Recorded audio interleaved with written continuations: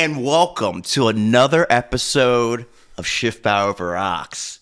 Today I have Phil Accardo, the real estate agent, because there are multiple Phil Accardos in and around York County, ladies and gentlemen. There's actually two. Two? Yeah. There's three Phils. There's three Phils, you're right. Three Phils, two Phil Accardos. But I'm the older, better looking one. Dude, I knew of you like that one time you came up to me and my buddy Pat at Holy Hound, and you're like, yeah, this is my cousin Phil. And you're like, this is also my cousin Phil. I'm like, you're bullshitting with me right now. You're like, no. Yeah. I don't remember this conversation, but it was pretty funny. I've had this conversation with multiple people, so I'm assuming it happened for sure. So, yeah, man, there's three Phils. Apparently, it's a Sicilian tradition to name your son after your grandfather. So the OG, there's an OG Phil Accardo, my grandfather. Nice. You know, but he's not with us anymore. I never met the guy. But yeah, that's kind of sums up the basics. Well, speaking of Sicily, I know you want to talk about traveling a little bit before we get to the business stuff. Yeah. You just were over there in Italy. That was really cool. Yeah, I just returned to the motherland. I was just in Sicily about a week ago. I went there for 2 weeks. Never been. But yeah, my dad's grandparents are from Sicily. They're from a little town called Cattolica. So I decided to check it out, see what it was hitting for, you know. And, you know, just was there for 2 weeks. I probably spent about a week of my time in that region where the town of Cattolica is. I guess my goal was to kind of go back in time. I don't know. I wanted to see what it was all about because my grandmother always told me how poor they were, which is why they came to the USA. And I went to the town. It was a really quaint town. I would say not the wealthiest place I was definitely at when I was in Sicily. Yeah. But I mean, everyone seemed really happy and everyone was really polite. And I ended up going to the local municipality's office. Someone was actually helping me. And they've actually found records on my great-grandparents. That's wild. And there was actually records on their parents as well. So like my great-great-grandparents, it was all in Italian, so I wasn't really able to, I can't really remember exactly what the record was, but it had something to do with migration. And yeah, I actually ended up finding their home address. And I stared at their house. So it's kind of wild to think this is where I come from. Yeah. I don't think people like our age don't do that enough. Yeah, like, I mean, Sicily is a land of cacti, palm trees, lizards. It almost looks like Southern Cali in a way. It actually reminded me of Southern California in a way. You know, it has that mix of like desert, but not like super dry desert with like vegetation. And the weather was really mild. When I say mild, there was no humidity. It was hot. It was definitely beach weather everywhere I went. So you could take a dip and not be freezing. The water was on the colder side, but they're just getting into their summer season. Gotcha. Okay. But I mean, but you could still swim in the water. It's better than South Jersey. Hey, let's not talk about the people in Jersey. I like South Jersey though. Like I like Jersey. Everyone around here thinks like South Jersey. But I mean, I like South Jersey a lot. But what else though? Yeah, it was a good time though. It chilled. Back in the saddle. I know for folks who don't know you out there, mentioned real estate. How do you get into that? Into real estate? Yeah. Well, my mom was a real estate agent, so I think she was definitely my first, I guess, introduction to real estate. I actually remember, because I'm from York, you know, I remember thinking about being a realtor when I was in high school. I really didn't know what I was doing. My mom sold real estate, and I was like, oh, that'd be cool. We were driving around East York, like in the old whip, you know, just thinking about it. But I never actually pursued it until I was in my early 20s. But went to college, did the whole like college thing, had a job, realized I didn't really like working for somebody. It sucks. My first job was in Camp Hill. Oh, okay. Out of college, and I worked in IT. And which makes a lot of sense how I know you, but it's coming from that field of selling houses and helping folks buy houses. It's like a total 180. Yeah, well, I knew I wasn't probably really cut out for the IT field when I was in college because like the guys that were in class with me were like straight hardcore nerds. Like they didn't really need to get a degree. They just were obsessed with like programming. And that just wasn't you. And yeah, I mean, how can you compete with that when it's not your passion? Yeah, like it's that you know trying to force something of us. You know, so but the first job I had was actually pretty good for being right out of college. but it got old fast. I essentially was working in a basement, and it was I used to drive to Camp Hill from York every morning. I had to be there at 6 a.m. I left the office at 6 p.m. Sounds unbearable. So it was like 12-hour shifts, and sometimes there were 14-hour shifts. And I essentially did tech support for it was called Sun Microsystems at the time. Sun Microsystems. Oracle eventually bought them, but we did like tech support for enterprise level tape libraries. So you're getting the tickets coming in and disk all that. arrays. Yeah. So I would talk to like Indian dudes who worked for like IBM in Mumbai, and like French Canadians who like they were the worst people to understand on the phone. French Canadians, like, you cannot understand a word they say. At least I couldn't. I mean, I think my hearing's pretty good. But they might have thought the same thing for you. Like, who's this fucking guy? It's like, just send a technician out. I'm like, okay. Like, but yeah, and then I kind of digressed, but I just knew that shit wasn't for me. Got my license when I was around 23. Slowly just transitioned from my job into real estate sales. You know, I didn't go full time right away. I worked a little bit, and then eventually, like, the pain was too great. I just quit my job and went cold turkey into selling. You know, and I haven't done anything since. So you've been doing it what, like a decade plus now? Since 2010. So Yeah, so we're going on.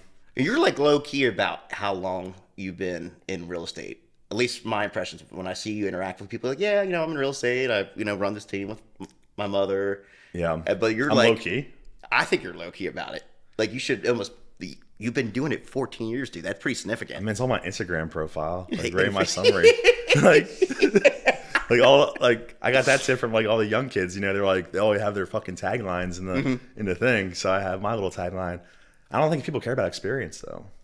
They don't, to an extent. Yeah, I think it helps them qualify and consider somebody, whatever, you know. Say someone's looking for like a marketing consultancy, or, you know, someone's looking to partner up with an agent. It matters to some extent, but it's really like, okay, at the end of the day, do I like the person and do I trust them? Yeah.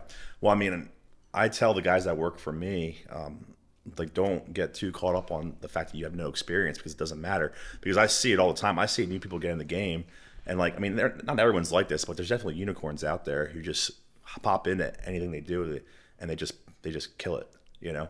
And I don't really know the formula still to this day. I mean, I think some people are just highly gifted. They're highly networked. They know how to talk to people properly, you know. And I mean, I've always been a believer that, you know, at any time you can essentially flip the switch and go from nothing to 0 to 100. But yeah, I've been doing it for a while. I feel like I've seen a good bit. When I first got into real estate, it was a heavy buyer's market. We were doing a lot of like short sales. That stuff doesn't exist anymore. A lot of foreclosure, bank-owned properties. I haven't heard that phrase in a long time. Yeah, short sale. I facilitated a lot of short sales, probably more than anyone you know. Flex on this personal level. It's in his bio, everybody. But no, like I actually really used to enjoy those transactions because you were really actually helping people a lot. These are people who were losing their homes, maybe through no fault of their own, and it was usually the better path than like just completely losing the house altogether, you know? Yeah. So it's a solution. And it's touched on the whole sales side. You say unicorns. I think part of it's just the vibe you give off with people. Because some people, you know, they would love working with you, but then other people would be like, hey, he's not my cup of tea. Exactly. Same thing with me. But I think at the end of the day, we just keep in mind, regardless of our experience, sales is helping people, and just keeping that in mind. I feel like in my business though, like the big sale is yourself. Like 100%. You know, it's not like we're selling cell phones or we're selling like a Netflix subscription. You know, like people are coming to us because they like us, and then we happen to sell them a property after the fact, or maybe we don't even sell. Maybe we help them find the property, or we help them unload their property. I think there's like 2,000 active licenses in York County. There's a lot of competition. Right now. Yeah, there's a lot of competition. It's kind of annoying. It's annoying because, you know, not everyone's, in my mind, committed fully.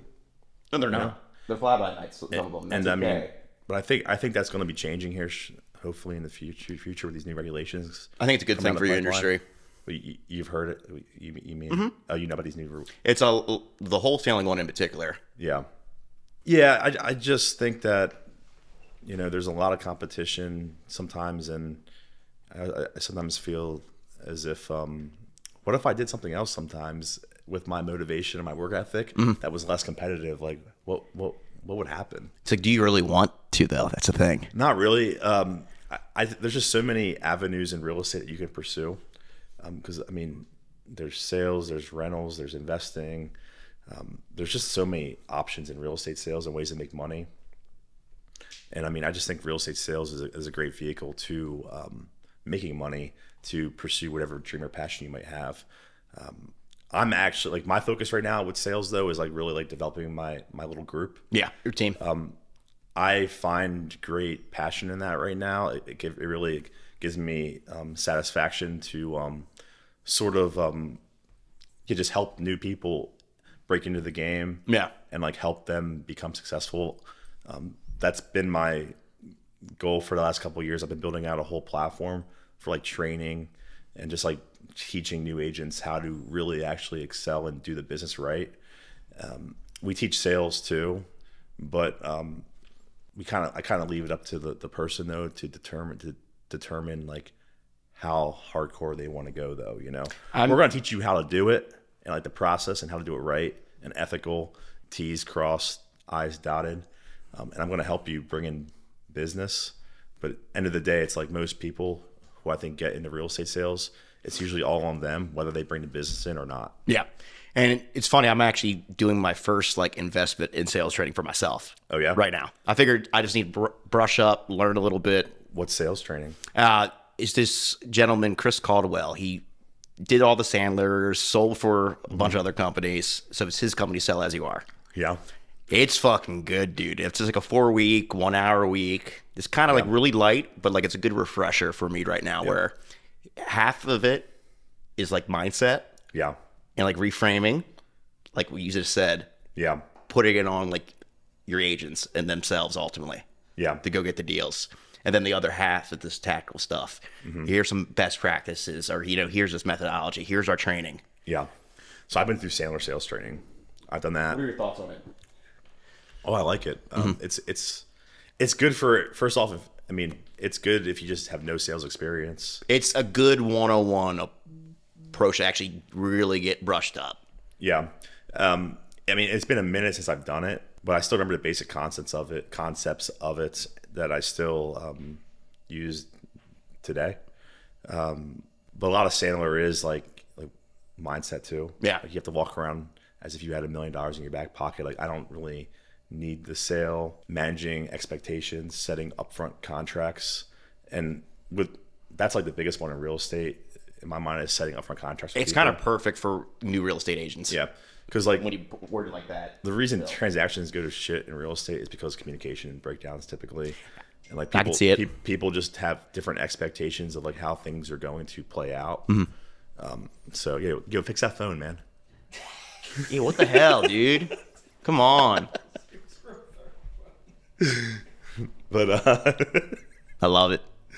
So I've also, this is kind of a joke. I've been through Cardone sales training.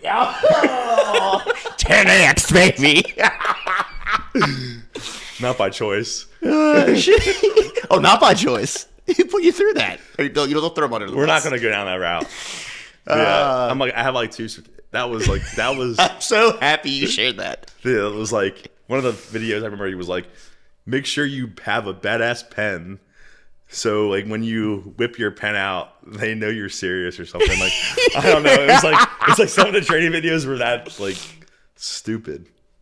But here's the thing though. People drink the Kool-Aid. Sometimes that shit works for that just turns them on. Oh yeah, and yeah. They go 0 to 100.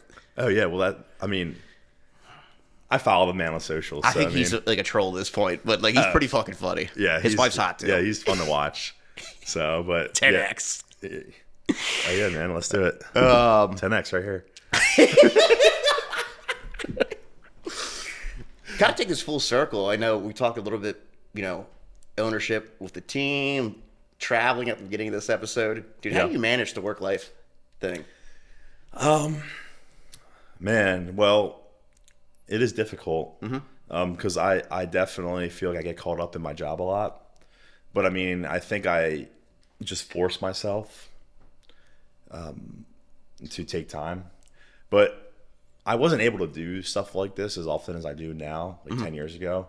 I think a lot of it has to do with the fact that like I just essentially grinded in the beginning, you know, and like I have systems in place, and you know, I think like my one goal is at least go on like a 2-week vacation every year. Good. You know, like that's one of my goals. So far I'm 2 for 2 right now. Don't tell everyone out there. I think you're. Well, I don't also let people know I go on vacation. That's good. I don't either. Because people are weird in terms of, no offense, but like. No, take offense. You guys are weirdos. Like we're entitled to vacations, okay? But yes, in my field, it's like, is he not working for me hard enough because he's on vacation? I've sensed that with clients and colleagues in the past. Because it's like you see you out and about. Yeah. Paul's at Gift Force. Paul's with Phil, podcasting. Yeah. When's the work getting done? It's getting done. Yeah, it's like, I'm not, like, remember. Like, yeah. I know you don't care about experience, but I've been doing this for 14 years. I have systems in place. Like, I'm not just going to, like, let your sale go to shit because I go away. But you haven't earned the right for you to know that I'm going away. Yeah, no. Sorry. It's worth having that little privacy. We need that sometimes. Yeah, so... especially with you're very public-facing, as I am, with networking and whatnot. Yeah. But, like, I didn't tell my clients... I don't really tell my clients when I go away. And, like... But the thing about it is, it's like, I don't mind... Like, when people think of, like... When your typical 9-to-5ers go on vacation, like, it's like they're turned off. Like, 100%. They're used to being turned off on the 100%. Weekends. But it's like... I feel like there's a balance to it. It's like I don't actually like I'm on vacation, but it's to me it's like I don't mind having to make that phone call every once in a while if I have to, because it like you got to make those sacrifices sometimes. I'm not Steve Jobs, dude. Well, that's not the bad example.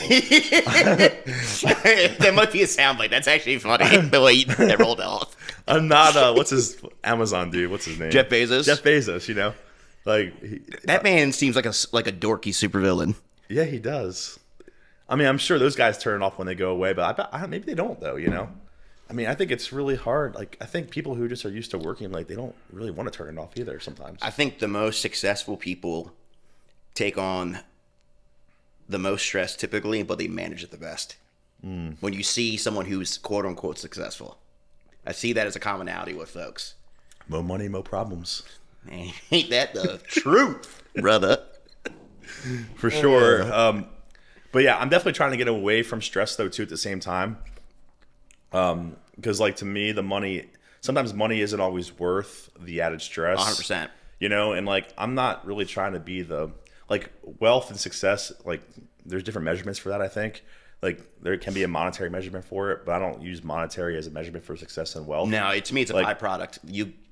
If you do the right things, yeah, that's just a byproduct of the money over time. Yeah, I think like I put like success for me is like, am I able to chill as much as possible while like still making the bread that I want to make, drinking 1 o'clock, you know, in the afternoon on Thursday with Schiffbauer. Yeah, exactly. You know, so I mean, I don't know if I would have done this 10 years ago or would have felt I could do it, or maybe I would have been stressing out if I wasn't in the office. Yeah. But I mean, like I'm going to the office from here. You know, I'm doing work. I got one more recording today, but then I have to do work. And I was in the office this morning. I already got like half my calls in today because I knew I was going to be here. So I got in a little earlier. And it's just all about being consistent, I think. Just doing the same thing day in and day out. Making the 1% gain every single day. Because I just think if you do that, you know, anyone can do almost anything. I mean, cheesy, but he's not wrong, ladies and gentlemen. I mean, is that cheesy? I've heard it in like a Disney movie or like Field of Dreams or something. I actually heard it. Made Marty laugh. I actually heard that in All Dogs Go to Heaven. Okay, so that is actually a Disney movie. No, stop. That's not a Disney movie though. Marty, look it up. Is that a Disney movie? All Dogs Go to Heaven is not a Disney movie. Oh, I'm pretty sure. If I'm wrong, I know it's not, dude. I'll bet you $10 right now. How much? $10. $10? You got it. It's not a Disney movie. Marty's looking it up. You got to just, yeah, $10. So we'll see here. Come on, man. I got a question for you, but I need to know this. It's grinding my gears, Marty. It is So who made it? I told you, dude. MGM. I told you, man. You owe me $10. I'll give you $10. Damn it. Do it on camera, off camera. Don't do it off camera. We'll do it off camera. And I'll give you the money off camera. Yeah. Okay. Dude, looking back, like, if you would tell 2010 Phil Accardo anything, what would you tell him? I would have told him, like, dude, like, stop being a weak man. Like, go to work every day. You know, like, because I feel like I was so much more lazy when I was younger. In hindsight. Yeah, and I feel like I could have gotten so much more done when I was younger. You know, that I just was lazy about it. I played video games. I like cried about, you know, not getting the things I want out of life. And I just feel like Sherry broke up with me. I'm kidding. You know, I don't know if you date anyone named Sherry. Nah, I never dated anyone named Sherry. I don't know where that random name came from. I don't know, but yeah, I just think that I wasted a lot of my younger years. Mm-hmm. Like, but I think maybe it was forced growth. I don't know, but I mean, I see it in younger guys though too. You know, like where they. Somebody's you want to shake them. I feel like I kind of feel bad for the younger generation though, because like we got like TikTok and Instagram and all that fake shit out there.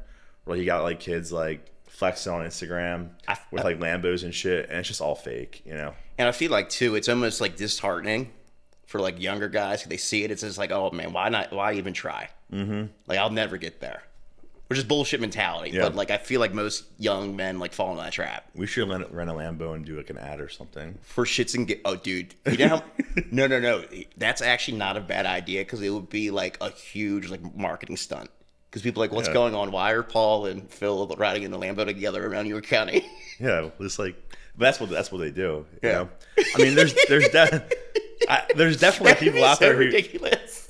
And I'm not discrediting everybody who has a Lambo, like who's young. But I mean, like most of it's all bullshit, you know. And I just feel like the world we live in right now is just like social media screwed a lot of stuff up, screwing a lot of the heads up of people. It's a lack of authenticity too. It's like these people projecting stuff and they're not. Unrealistic expectations. It's setting like these like ridiculous standards for people. And I mean, I know people too who like essentially are having heart attacks and they're older because they stress their whole life from grinding too. Yeah, you know? and they actually never get to enjoy it. Yeah, man. Because like you could be dead at any time. That's why sometimes you got to take the little wins. Yeah. Well, and that's kind of like why I try to chill as much as I can at this point, because I feel like there wasn't like in my 20s I like feel like I worked myself into the dirt, and I feel like my 20s were kind of wasted, honestly, looking back a lot. And I mean, but now I'm like tomorrow's not promised. Yeah, no. I don't want to get on this dark subject, but I mean it's definitely true. Like my dad's gone. He died when he was like 63. My uncle died when he was like 60 something. That's relatively young. You know, it's like that's like 20. Well, I'm 37. 47, 50, that's like 20 to 30 years away, you know? Like It's kind of spooky to think. Because like people sometimes just work their whole lives and hoping for a retirement. That's it. That's why I'm like kind of like, I want a Roth IRA, you know? Like, I really want one of these things. Yeah, this is not financial advice, ladies and gentlemen. Like, I don't have one personally right now, dude. It's just like, I cannot ever foresee myself like retiring, quote unquote. I might chill more. Yeah. But like to me, it's just that working. It's almost like working out. Like you should, Well, to me, like for my mind, whatever it's consulting or whatever, keep those like mental reps going. well, I feel like people though who are like work for themselves especially and like have businesses, like it's like when they get to that age too, it's like the money comes so easy to them. Like why would they quit? Like I don't think realtors don't retire, they die. Yeah, no, I can't think of You know? any older realtor that I at least know from this area in particular. You'll know better than me. Yeah. I've never heard of a realtor retiring. No. That's like fairly successful. Yeah, I mean, because like, why would you want to give that up? Yeah, they Like, slow down their because it's become so organic for them and easy. the referrals. I mean, I don't want to say it's easy, but like transactions can be difficult. But like you usually end up working with people at that age when you do your whole life who already know, like, and trust you and love you. They're gonna So have it's multiple like, transactions and refer you to other people exactly to provide the same. exactly. So, but yeah, man, it's a lot to think about though. God, I haven't coughed yet. Oh no, yeah, he was a little worried, folks, before he hopped Worried. on here. I couldn't believe. I thought Phil was about getting a little stage fright, but he just wasn't. You said you thought you were coming down with something. Something. Definitely coming down, but it's not showing here. I'm gonna start rumors. I'm kidding. Well, shit. I'm not gonna say what I wanted to say, but what else you want to talk about though? What else is on your mind? Wait. So, work-life balance. You're a single dude. I'm a single dude. Do you feel like that affects just like personal relationships, like your work? No, it's an interesting question. I feel like probably, yeah, like back to what I said about my 20s, when all my friends were probably, settling down, I was just like chasing a dream, maybe that has affected my personal relationships a little bit, I would say, but I think I have more time for people that I've ever had at this point in my life. Yeah, which is kind of ironic. So like, Yeah. I'm going through right now, I'm a couple years younger than you, but it's people, get married, engaged, and like, there's Paul. Well, I mean, chasing the dream. I have friends who are my age who have like kids that are about to graduate high school. Oh, dude, I believe it. Which is kind of crazy to think. Two different lifestyles completely. Yeah, 100%. Which is fine. Yeah, it's all good, man. I mean, it is what it is. Dude, I'm just spitballing now. What's your favorite thing about York or York County? Oh man, Dude, that's like a bold question. My favorite thing about York County. I mean, it kind of sounds like. I think the cost of living here is pretty generally good. I mean, it's not really an exciting thing about York, but I mean, it's just easy to live around here. Mm-hmm. There's just like it's low key, it's chill, no thrills. But I mean, Oh no, you can have some thrills on a random like Thursday night. Like in Grand Flunes. Yeah, it's okay. Sorry, Grand Flunes. I actually was there yesterday. I was talking to like Mike Hoffman. He's like, dude, tell Dylan I'll do a podcast with you right at the bar here. Can you imagine Mike Hoffman? Yeah, that'd be hilarious. That'd be hilarious. I think I need to tee it up. Marty, I don't think you've met him because you haven't really gone in there. Well, you're looking at me funny. Oh, he hates loons with a passion. Why, man? Do we put the camera on Marty right now? You want me to step forward and tell my story? Yeah, absolutely. Okay, I'll step forward and tell my Just story. don't make it incriminating on me. Yeah, okay. Let me camera over here. This is so funny. What's your story, man? Tell me about your Flume story. Well, hello, my name is Marty. I went to Grand Flunes once, and I was called words by these two grooms people from a wedding. They looked at me. They said a word that I can't say on here, and they said... Well, it's derogatory towards a group of people, right? Yes. And it is Pride Month. It is Pride Month, yes. So that's your hint. And they said that, and then they said... this guy doesn't know what he's doing with his life.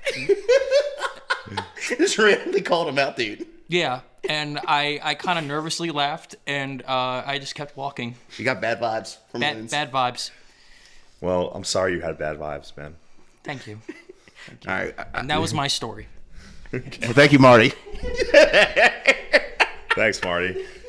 Flumes doesn't like you either, so... You probably don't.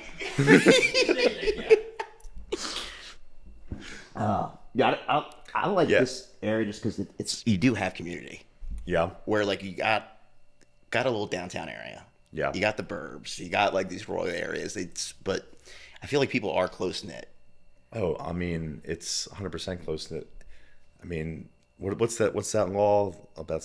They say like, it's even like what's that law called? Where like the law of I'm thinking, dude, I know exactly what you're trying to say, but I can't think of the word. Like someone knows each other through like two people or something. I don't know. I feel like it's like there's another term for it. It's like the 7 degrees of like Kevin Bacon. 7 degrees of something. The 7 degrees of Phil Accardo. I'm coining it now.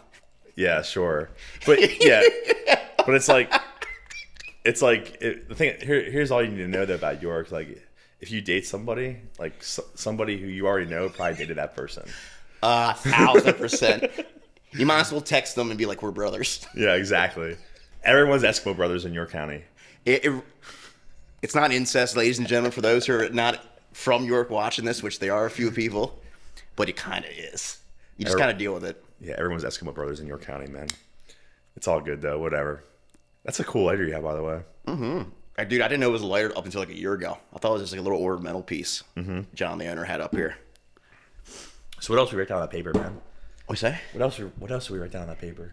Oh, dude, we kind of hit it all. Real estate, Yeah. ownership, traveling, York, work-life balance. The work-life balance combo was really good. I enjoyed that back and forth with you. Oh, yeah? Yeah. Okay, This is good. like a really meta podcast. We're like critiquing it while we're on it. A meta podcast? Yeah, like we're like critiquing what we're saying while on it, which is kind of funny. But Okay, good. I'm glad I could provide here, man. I'm glad I was able to do this podcast with you, Paul.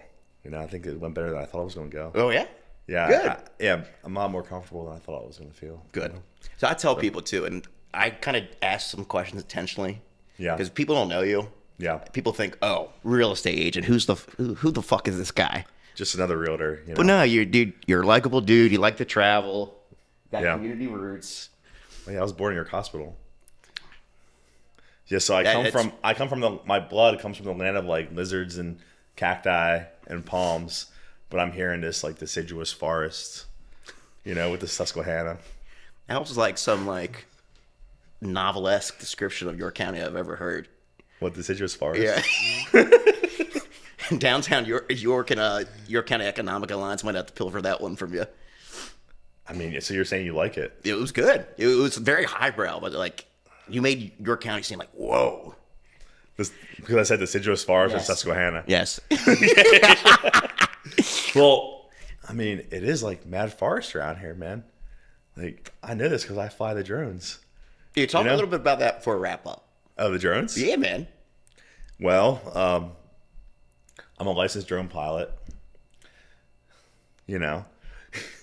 He's never. So if you're commercially flying drone without a license, move along. You can't even do the basic requirements. Leave it to the move along. professionals. Okay, leave it to the pros. You need insurance. But anyways, drones are a hobby of mine. I got into kind of photography, videography, more photography because of drone work. But yeah, I like to photograph stuff from the sky. It's a unique perspective. Everywhere I travel, I take my drone. But it's cool. Like I feel like I've photographed everything around here you could possibly photograph. And from the York sky, County's only so big. well, yeah, York County's only so big. but like, that's why I know there's deciduous forest everywhere. Because like you throw a drone up anywhere you go around here, all it is like a deciduous canopy of forest. trees, and nothing else. There's like nothing. There's nothing that like sticks out. Like there's no like random cliff, and there's no like crazy waterfall. You know, it's just forests. Bars. So, but I do like flying drone. I'm trying to get an FPV drone. When I say get into it, I've been like trying to get into it for 2 years. But I've built an FPV drone, first person view drone, the one you wear the goggles. Oh shit! They're really? badass to fly. Like all the drones that you see everyone fly, dude. Yeah, the around little here, like. they're all just automated. Yeah. Like we're talking like full manual, right? Oh. Where like if you let go of the controls, the thing will just go with physics. That's pretty wild. Yeah. So, but they're like you kill someone with those things if you're not careful. Yeah. So I mean the batteries can like blow up and stuff like that, but that's like the pinnacle of drone for me is like flying FPV and like having full control of the actual aircraft. Because they're actually really hard to fly from what I've discovered. I mean, I fly in like simulators, but like I still can't like get to the point where like you see like so if you YouTube like FPV video, like that just summarizes how amazing it is. Like cinematic FPV video is like the pinnacle of like drone for me. Phil Accardo, part-time pilot. Yeah, it'd be cool to do like get hired by like National Geographic, like hike into like a volcano and like It's like fly a drone. Here's or 50 something. grand. Go do this. I would do that for 50 grand. Yeah. That actually like is on the bucket list. That's like a dream kind of thing, like to shoot Yeah, for. if I could make it happen. If I could get paid to travel and fly drone, like I'd probably just quit everything. Yeah, just be out. Dude, I had fun today. Marty singled for last call a little bit ago, but any last words? No, man. I mean, it was fun. Appreciate you. Like what you're doing out here. It's fun, man. So- I appreciate you. Yeah, This was good. I'm glad I got on your show. No, I think we really displayed our dynamic. You're just a cool, quirky, fun guy. Thanks, man. All right, Phil. It's been a pleasure. Yipper. You got it.